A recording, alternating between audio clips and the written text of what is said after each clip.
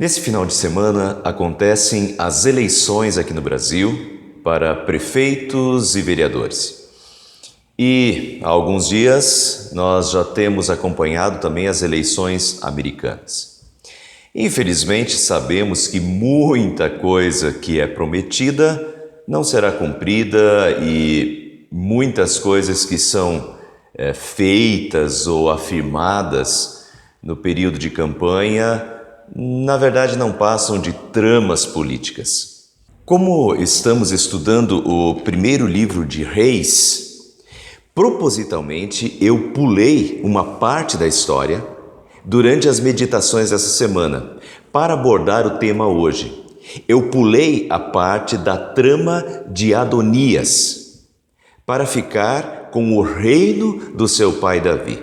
Isso está em 1 Reis, capítulo 1.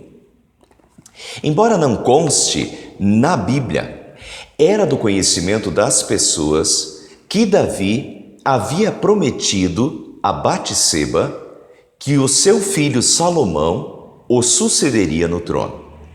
No entanto, Adonias, um dos filhos mais velhos de Davi, com muita astúcia, começa uma trama, um jogo político para ficar com o reinado. Vejam, Adonias fez acordo com Joabe. Joabe era o comandante do exército de Davi. E com o sacerdote Abiatar. E eles o seguiram e apoiaram. Vejam aí a tramóia política. Ele conseguiu o apoio do comandante do exército, famoso em Israel, Joabe, e de um sacerdote, também proeminente, Abiatar. Portanto, ele tinha o apoio do exército e também da parte religiosa, que era fundamental em Israel. Muito esperto. Uma estratégia, convenhamos, usada até hoje por políticos de diferentes partes do mundo. Mas a estratégia continua. Providenciou uma carruagem e cavalos, além de 50 homens para correrem à sua frente. Esses 50 homens iam na frente fazendo propaganda, reunindo a galera e exaltando a figura pública de Adonias, lhe dando prestígio. Hoje seria aquele monte de gente pago para fazer passeata para um candidato, aplaudir, fazer barulho. Enfim, vejam que a estratégia usada hoje não é nada atual, já foi usada lá no Antigo Testamento e Adonias não havia sido o primeiro que tinha usado essa estratégia, então a estratégia é bem velha. Fora isso, Adonias sacrificou ovelhas, bois e novilhos gordos e convidou todos os seus irmãos, filhos do rei, e todos os homens de Judá que eram conselheiros do rei. Olha aí outra estratégia, até hoje usada, ganhar pela barriga. Faz uma festa, se autopromove, já deixa o pessoal de rabo preso, os conselheiros do rei, pessoal da alta sociedade, os formadores de opinião. Ele já estava assumindo a liderança e se portando como o sucessor de Davi. Mas, é claro, os que se opunham a ele, esses ele não convidou. Não convidou o profeta Natã. Vamos lembrar, Natã foi o profeta enviado por Deus para falar com Davi, quando ele cometeu o adultério com Batseba. Então, Natã ele não convidou, nem Benaia, que era o capitão da guarda de Davi, nem o seu irmão Salomão, que ele sabia que devia ser o sucessor do trono. Na verdade, ele não convidou mais gente. O versículo 8 traz mais pessoas que estavam vendo a tramóia.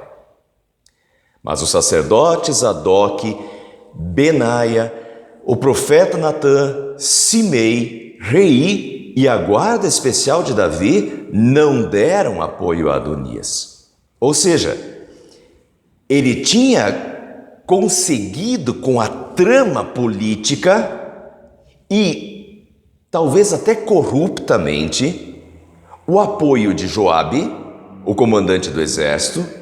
Joabe já tinha a ficha suja com Davi por outras várias pisadas na bola anteriores, que a gente lê em 1º e 2º Samuel.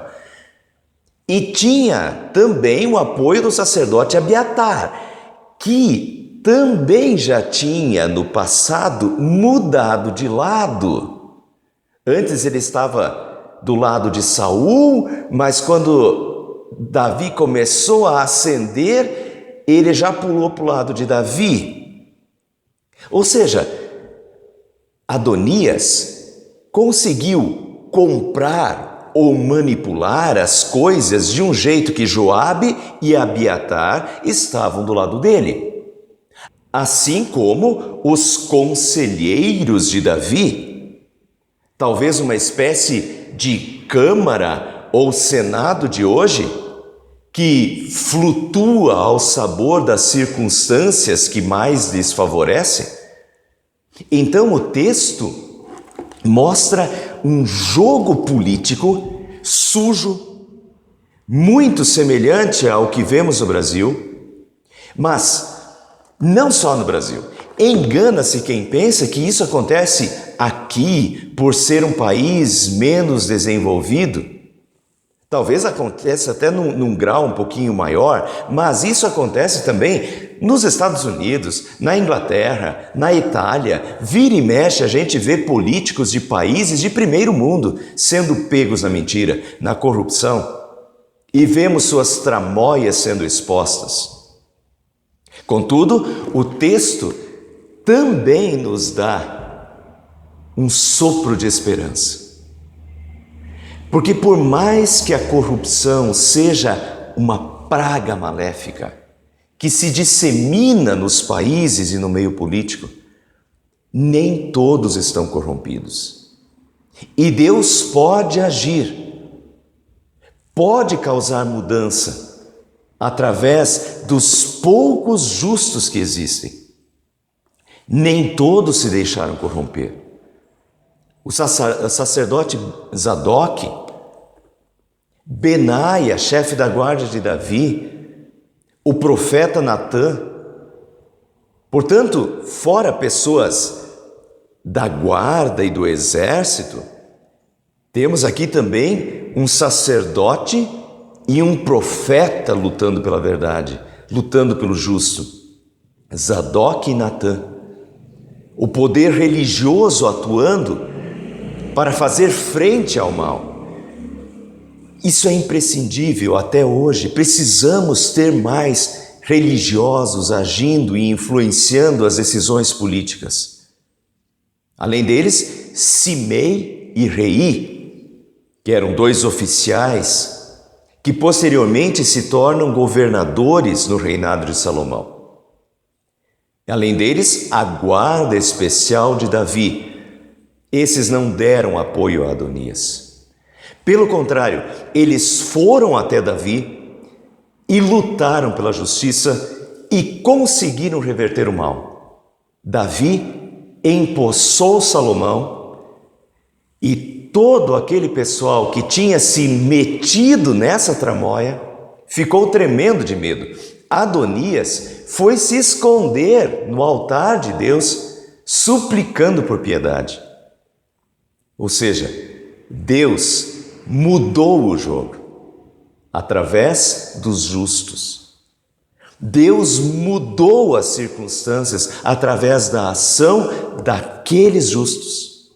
Portanto, às vezes se generaliza e coloca todos os políticos num saco só e não vemos saída. Alguns chegam a dizer: tem que colocar uma bomba no Congresso Nacional, Senado e Supremo para explodir todos esses maus de uma só vez e exterminar a maldade. Eu até entendo essa revolta, mas nem todos são corruptos. Com certeza há alguns ali que não se deixaram corromper, estão lutando pelo bem e de qualquer forma, Há muitas pessoas nesse país que ainda não foram corrompidas. E através delas, Deus pode agir e pode mudar o curso da história. E eu vejo que Deus já fez diversas intervenções no Brasil, com o Mensalão, o Petrolão e muitas outras descobertas e operações que desmantelaram tramóias gigantescas no nosso país. E de uma forma muito especial, Deus interveio com a Lava Jato, que parecia algo impossível de acontecer no meio de todo o nosso sistema corrupto que tínhamos. Mas Deus levantou pessoas que aguentaram o rojão. E Deus abençoou para que as investigações continuassem. Eu não vejo isso acontecendo, meus irmãos, sem Deus pondo a mão. E eu lembro muito bem que antes disso acontecer, a Lava Jato começou em 2014. Antes disso acontecer, as igrejas evangélicas do Brasil convocaram todos os evangélicos brasileiros a jejuar e orar pela nação. Eu ainda estava em Araputi naquela época. Saí de Araputi em 2013. Lá eu fazia parte da ordem de pastores evangélicos da cidade. E volta e meia até hoje, colegas meus, pastores de várias igrejas daquele conselho lá de Araputi, curtem e compartilham as minhas mensagens no Facebook. E eles certamente vão lembrar do que eu estou falando. As igrejas do Brasil inteiro foram convocadas a jejuar e orar pelo Brasil. Isso foi por volta de 2012, 2013. E em 2014 começou a Lava Jato. Eu vivi isso. Eu vi isso acontecer. E não tenho a menor dúvida de que a Lava Jato foi resposta divina à oração dos cristãos brasileiros. Portanto, cumpre-se aí o versículo de Tiago 5,16. A oração de um justo é poderosa e eficaz. Se a oração de um justo é poderosa e eficaz, nós tínhamos um Brasil orando pela nação. A oração de um justo é poderosa e eficaz. Termino dizendo, olhar para a maldade humana nos faz perder as esperanças. Olhar para essas tramóias políticas, para toda essa sujeira e toda essa corrupção da política nos desgosta e enoja. Mas nós temos duas armas para combater. Uma delas é o voto, que não é uma arma religiosa, é um direito de cidadania. Como cristãos, precisamos exercer esse direito. Nós fazemos parte dos justos de hoje, que precisam interceder e lutar pelo que é certo. O voto é uma forma de luta e de intercessão pelo país. Quando os bons se calam, os maus prosperam. Ou, como diz Provérbios 29:2, quando os honestos governam, o povo se alegra. Mas quando os maus dominam, o povo reclama. Votando, podemos derrubar os maus. Por que ficar pedindo por um milagre de Deus, se Deus pode usar as armas que já temos para fazer uma limpa nos maus? Nós somos os Zadok, Natã, Benaia, Simei e Rei de hoje. E podemos lutar por um governo mais justo e melhor, votando. E a segunda arma é a oração. Antes de tudo, recomendo que se façam súplicas, orações, intercessões e ações de graças por todos os homens, pelos reis e por todos os que exercem autoridade, para que tenhamos uma vida tranquila e pacífica, com dedicação a Deus e respeito aos outros, diz Paulo a Timóteo 2, 1 e 2. Jeremias, no capítulo 29, versículo 7, também tem um texto belíssimo. Busquem a prosperidade da cidade e orem ao Senhor em favor dela, porque a prosperidade de vocês depende da prosperidade dela. Eu coloquei esse último versículo para terminar a mensagem de hoje, porque eu vejo nele as duas frentes necessárias. Uma delas é orar e interceder pelo nosso país e pelos seus governantes. Pedir que Deus abençoe os bons governantes e os fortaleça. E pedir que Deus haja no curso da nossa história e levante pessoas que lutem pelo bem da nossa cidade, estado e nação. Por outro lado, o texto diz: busquem a prosperidade. Também diz respeito a nós fazermos a nossa parte, o que estiver ao nosso alcance para a prosperidade e para o bem da nossa cidade, estado e nação. Que Deus nos ilumine e ilumine a todas as pessoas, ilumine as nossas eleições. Amém. Minha pátria para Cristo, eis a minha petição. Minha pátria tão querida, eu te dei meu coração. Lá prezado, lá formoso, é por ti o meu amor, que o meu Deus é céu.